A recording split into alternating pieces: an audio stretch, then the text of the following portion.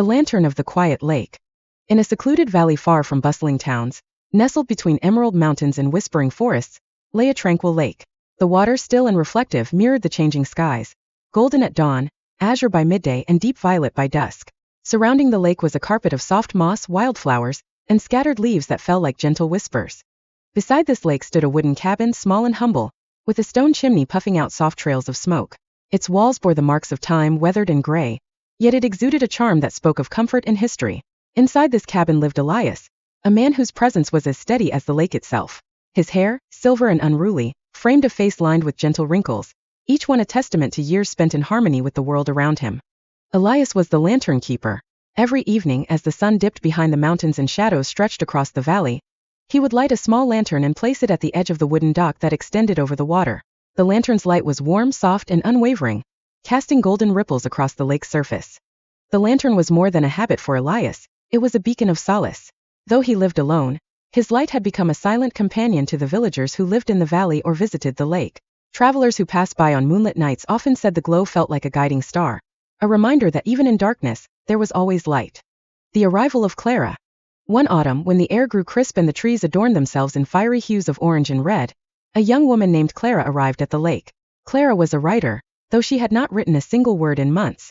The noise of the city had drained her, and the pressures of deadlines and expectations had smothered her creativity. She had come to the valley seeking refuge, hoping that the stillness of nature might restore something she feared she had lost. She rented a small cottage on the northern shore of the lake. It was a modest place with creaky wooden floors and a fireplace that crackled softly at night. From her window, Clara could see the lake stretching out like a vast mirror, framed by the distant mountains. Each evening, Clara would take long walks around the lake. She cherished the quiet, broken only by the occasional rustle of leaves or the call of an owl. But what caught her attention most was the soft glow of the lantern.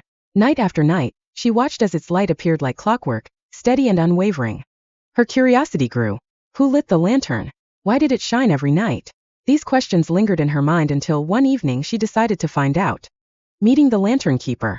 The path to the cabin was narrow, lined with mossy stones and the gnarled roots of ancient trees.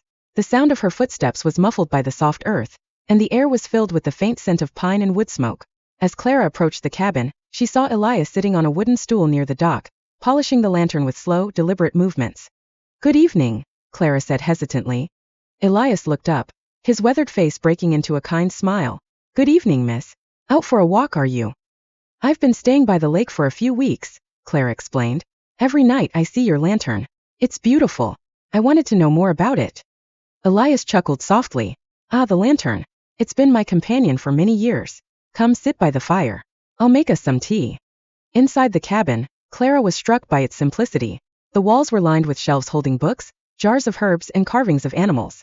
A thick quilt lay folded on a rocking chair, and the scent of cedarwood lingered in the air. Over cups of chamomile tea, Elias shared the story of the lantern. "When I first came to this lake many years ago," he began, "I felt overwhelmed by its stillness. It was beautiful, yes, but also lonely at night. One evening, I lit a lantern and left it on the dock. It was a small gesture, but it made the lake feel less empty. Since then I've lit it every night. It's my way of offering a little light to anyone who might need it." A growing friendship. Clara found herself visiting Elias often. He taught her how to care for the lantern, how to trim the wick, refill the oil, and ensure the glass remained clear. In return, she shared her own struggles, speaking of the writer's block that had brought her to the lake. "You don't need to force words," Elias said one evening. "Stories are like the lake. They reflect what's already inside you. Be still, and the words will come." Clara took his advice to heart.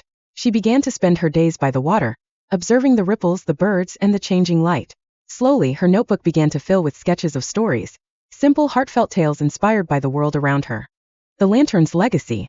As the first snow of winter blanketed the valley, Elias called Clara to the cabin. He handed her the lantern, his hands steady despite their age. "It's your turn now," he said with a gentle smile. "This light has guided me for many years, but it's time for someone else to carry it. Pass it on when the time feels right." Clara hesitated, overwhelmed by the weight of the gesture. "I'm not sure I'm ready," she admitted. "You are," Elias said firmly. "The light doesn't belong to any one person. It's meant to be shared."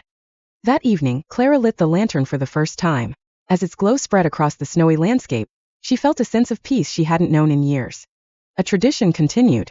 Years passed and Clara became the new lantern keeper. Travelers and villagers alike would visit her, drawn to the warm light and her stories of the lake. Just as Elias had done, Clara welcomed them with tea, kindness, and a listening ear. When the time came, Clara passed the lantern on to another, a young artist seeking inspiration. And so the cycle continued, the lantern's light passing from hand to hand, its gentle glow a timeless symbol of hope, connection, and the beauty of quiet moments by the lake.